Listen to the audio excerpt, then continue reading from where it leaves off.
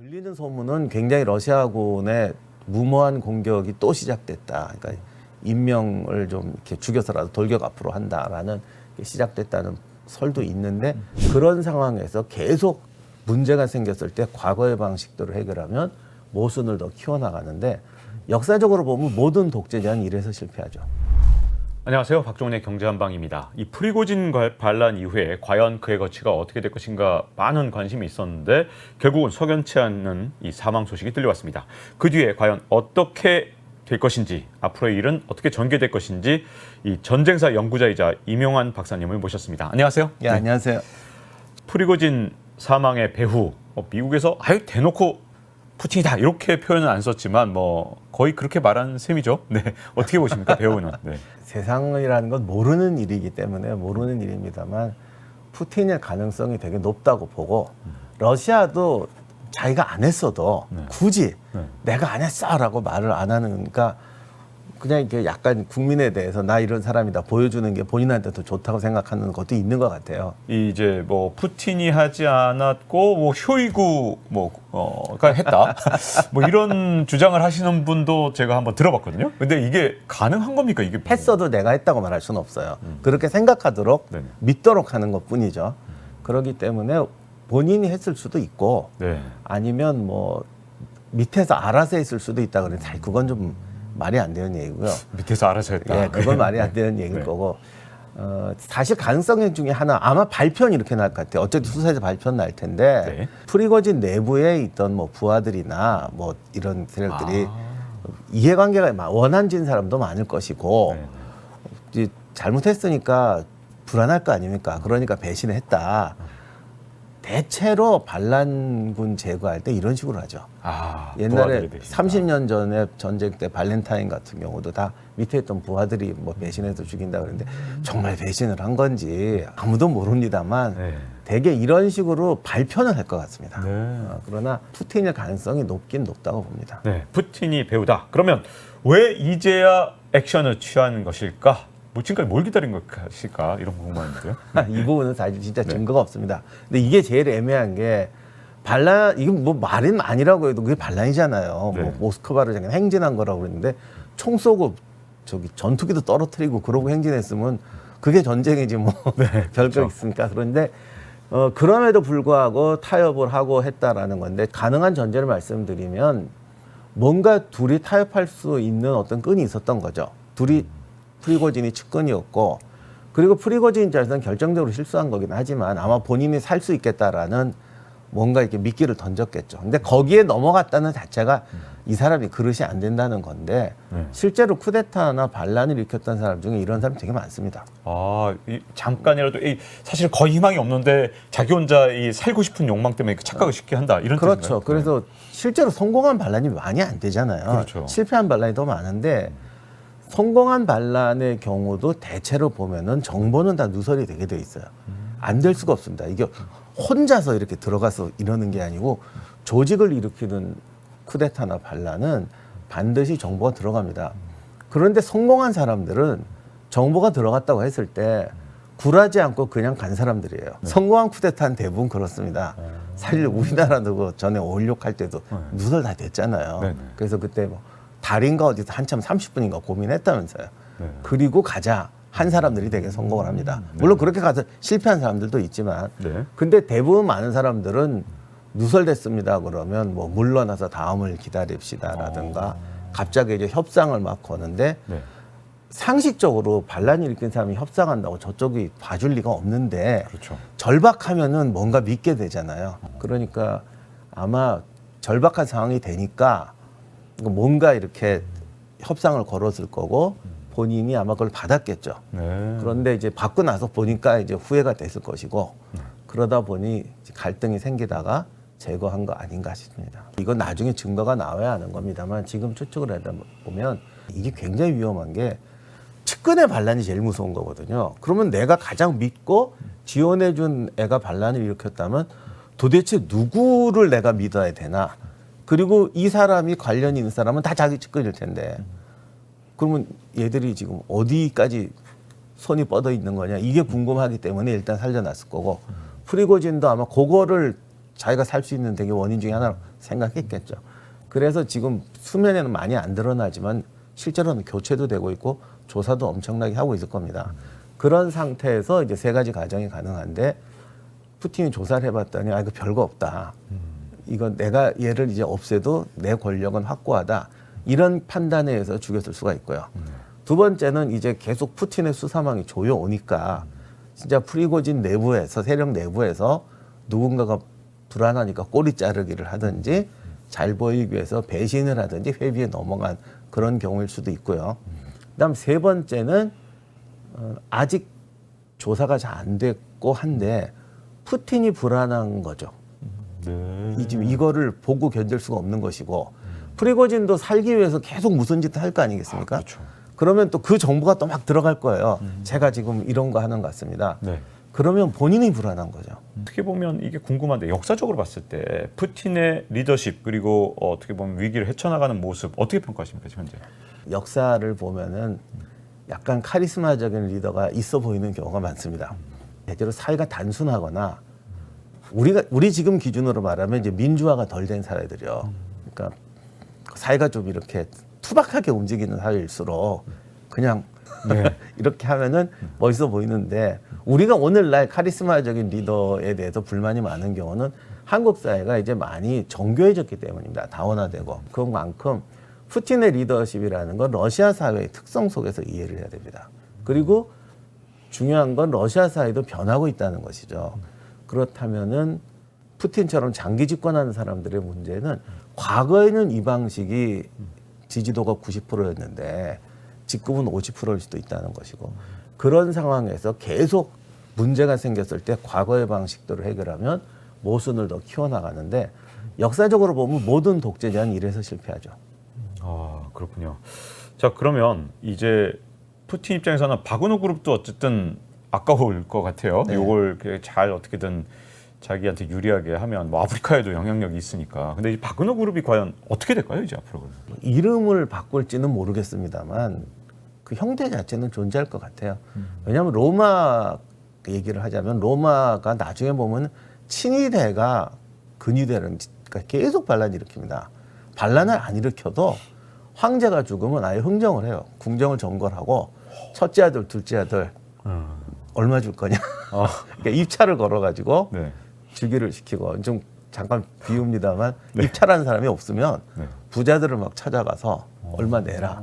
황제 만들어줄 테니까. 네. 싫다. 싫어. 죽여요? 아유 무서워라. 이러고까지 한 적이 있어요. 근데 이게 친위대 횡포가 아니라 어차피 친위대가 없으면 안 되는 거야. 지금도 그렇죠. 가끔 국가 지도자 암살하는 사람 중에 경호실에서 하는 경우 꽤 있습니다. 그렇다고 해서 그 다음 대통령이나 독재자가 경호실 없애느냐? 못 없애거든요.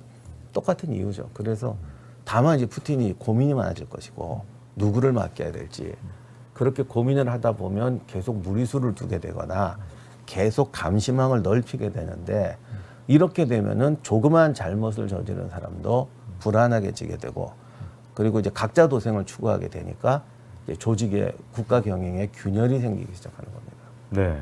자 그럼 이제 러시아하고 싸우는 우크라이나 입장에서 이 약간 혼재된 소식이 들려와서 좀 헷갈리는데 크림반도에 우크라이나군이 가서 깃발을 꽂고 돌아왔다. 그러면 우크라이나이 잘 싸우고 있는 건가? 이런 생각도 들었다가 참호를 뚫는데 이게 거의 불가능하다. 이런 얘기하니까 야 이거 진짜 우크라이나가 고전하는 건가? 어느 쪽입니까 지금 현재 러시아에 대해서? 지금 전황은 가장 명확한 거는 우크라이나가 공세로 나갔고 러시아가 수세로 갔다는 거예요. 물론 공세로 갔던 군대가 체력을 소진해버리면 수세로 나갔던 군대에 다시 역전이 올 수도 있는데요. 기본적으로 지금 우크라이나가 크림반도 상륙은 사실은 쇼였고 우크라이나가 지금 고민하고 있는 것은 어쨌든 무기 생산량이라든가 이런 등등 부분에서 러시아나 유럽이나 서방이나 거의 비슷한 수준으로 가고 있는데 결국 나중에는 이게 인적 자원이 고갈되면 전쟁을 못합니다. 근데 이것도 비슷하게 지금 고갈되고 있는데 문제는 휴전을 하거나 이제 겨울이 와서 전투를 못하게 되면 러시아군은 방어선을 또 보강하고 훈련을 시키겠죠. 네. 이렇게 되면 이제 동어 반복. 옛날 우리 한국 전쟁에서 고지전 할 때처럼 하나 올라갔다 하나 내려오는 이제 단순 반복적인 소모전이 돼버리니까 이렇게 되면은 결국 휴전안이라든가 이런 거를 받아들일 수밖에 없게 되거든요. 네. 그래서 우크라이나 입장에서는 지금 어떻게 해서든지 러시아의 방어선에 구멍을 내놔서 그러니까 기존의 방어선이 다시 재성립할 수 없게 작동할 수 없게 만들어야 됩니다. 방어선이 지금 거의 1000km예요. 네. 이 1000km를 다 밀고 들어가는 게 아니라 방어선에 구멍을 하나 내놓으면 이쪽도 측면이 위험하고 이쪽도 측면이 위험하게 되잖아요. 그래서 전체 방어선을 불안하게 만드는 방법이 구멍을 내는 거거든요. 그 구멍을 만들기 위해서 지금 서너 군데 노력을 하다가 상당히 고전을 하니까 이제 자포리자 쪽으로 간신히 조금 들어갔고 크림을 자꾸 위협하는 것은 크림 반도는 보급선만 끊어주면 고립돼 버리기 때문에 그쪽에다 위협을 해서 지금 동북부 쪽에 압력을 줄이려고 하는 거고요. 러시아 입장에서는 이게 서로 지금 거의 체력전이니까 동북부 쪽에 병력을 집중함으로 해서 크림반도 쪽으로 사실 간다 그래도 못 갈 것이다.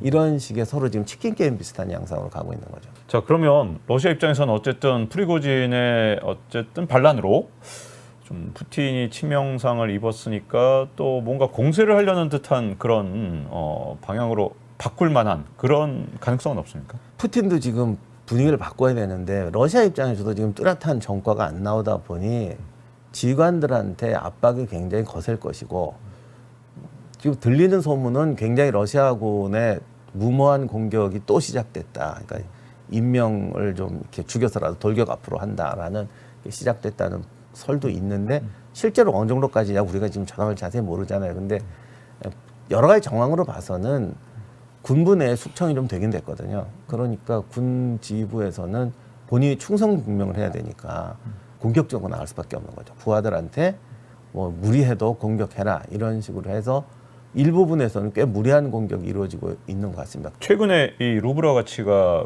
좀 떨어지고 하다 보니까 뭐 러시아 경제는 괜찮은 거냐, 오히려 제재가 처음 시작됐을 땐 문제가 없었는데 지금 제재 효과가 발휘되는 거 아니냐 이런 얘기도 좀 있는데 어떻게 러시아 경제 보십니까? 이번 전쟁 하다 보면은 그런 게 이상하게 한국이 지금 러시아 편하고 이쪽 편하고 너무 감정적으로 나눠져서 뭐 응원하는 팀이 있다고 자기 세계관의 문제니까 뭐 어느 일을 응원하는 건 상관이 없어요. 막상 이번 사태가 터지고 나니까 당신이 응원하는 쪽 나라 얘기를 안 하면 뭐 거의 그냥 흥분을 해서 당신 지금 왜곡하는 거지 막 이러는데 제가 이 말씀 드리는 이유는 처음부터 그렇게 갈라지다 보니까 러시아 쪽에 안 좋은 얘기가 들려오면 야 이제 곧 끝나는구나.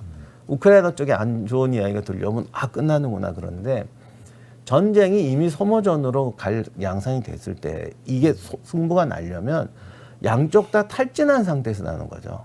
전쟁은 저쪽에 2명 남고 이쪽에 1명 남았을 때 끝나는 거지 100대 1로 끝날 거였으면 초전에 끝납니다. 일단 소모전으로 갔으면 양쪽 다 극한 상황까지 가는 거거든요. 지금 양상은 거의 끝까지 가서 누가 먼저 파괴되기 직전까지 가야 이기는 그런 지금 상황입니다.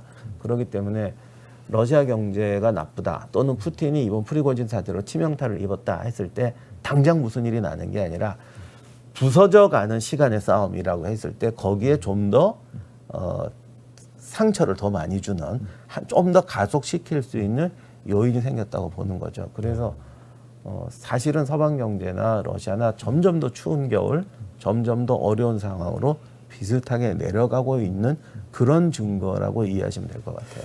올겨울에 보니까 벌써 러시아하고 사우디하고 짰는지 뭐 러시아가 드디어 감산을 시작했더라고요. 한때는 감산을 잘 안 하길래 뭔가 서방하고 물밑 작업하려고 조금 뭔가 그래도 카드를 남겨놓은 건가 생각도 기대도 이렇게 종전을 바라는 그 생각에선 그랬는데 막 지금 이제 겨울 이제 가을로 점점 접어드는 그런 상황에서 감산도 한다 그러고 하는 거 보면 올 겨울에 또 체력전이 더 가속화되면서 유럽과 러시아 모두 더 어려워질 가능성도 있을까요? 어떨까요? 그렇겠죠. 러시아에 기대하는 분은 올 겨울에 추위가 오면은 뭐 유럽은 얼어붙을 것이다.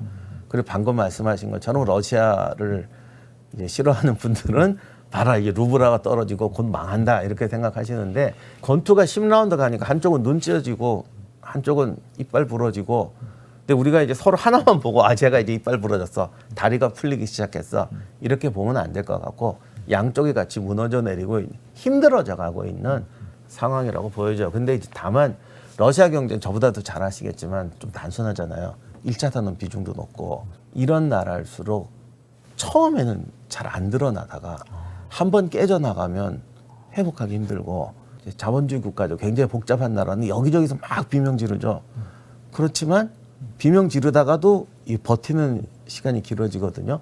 요 차이는 우리가 좀 인식하셔야 될 것 같은데 러시아 경제가 사실은 눈에 보이는 흔적이 나타난다는 건 이건 꽤 심각한 데미지를 입었다는 것이 되긴 됩니다. 네, 자 이렇게 지금 러시아와 우크라이나 전쟁 상황까지 이렇게 좀 짚어봤습니다. 물론 전쟁은 무조건 처음에는 강화되는 것처럼 보여요. 공격 뭐 이런 걸 하니까요. 그러나 장기적으로 엄청난 균열을 일으키죠. 그리고 중국은 러시아보다 균열을 일으킬 요소가 더 많습니다. 러시아하고 중국은 많이 달라요. 말씀하신 대로 우크라이나 전쟁의 교훈은 중국이 전쟁하면 안 된다는 거예요.